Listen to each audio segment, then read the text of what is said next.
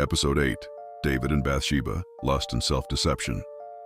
Welcome back to Tales from a Backslider. Today we're digging into one of the most famous stories of desire and downfall, David and Bathsheba. This isn't just about lust, it's about how unchecked desire blinds us, makes us deceive ourselves, and leads to consequences bigger than we ever expected. The story, 2 Samuel 11:12.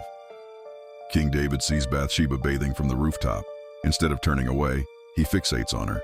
He calls for her, sleeps with her, and she becomes pregnant. To cover it up, David tries to manipulate her husband Uriah, a loyal soldier, to go home and sleep with her. Uriah refuses out of honor to his fellow soldiers still at war. David then arranges Uriah's death by placing him on the front line of battle. God sends the prophet Nathan to confront David, exposing his sin through a parable. Though David repents, his household suffers division and strife as a result of his choices. Red pill analysis, the power of lust. David's fall began with a look. Lust unchecked can grow into obsession, and obsession leads to destruction. Self-deception. Instead of facing his sin, David tried to cover it up, layer after layer of manipulation. This mirrors how we often justify toxic decisions instead of cutting them off at the root. Abuse of power. David used his authority as king to take what wasn't his. In relationships, narcissists often feel entitled, believing rules don't apply to them.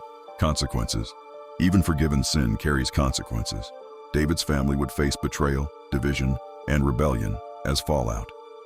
Psychologists call this cognitive dissonance. When our actions don't match our values, we twist reality to avoid guilt. David twisted reality by convincing himself he could cover his sin with lies and control. Narcissistic entitlement is also at play, the belief that I deserve this or I can get away with this. That mindset always leads to destruction of trust and relationships. Closing reflection. The story of David and Bathsheba reminds us that sin doesn't start with the act.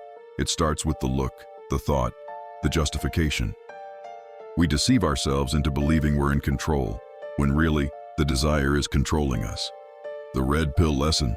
Don't underestimate small compromises. What seems like a private indulgence can lead to public fallout. Closing prayer. Lord, guard our eyes, our hearts, and our minds.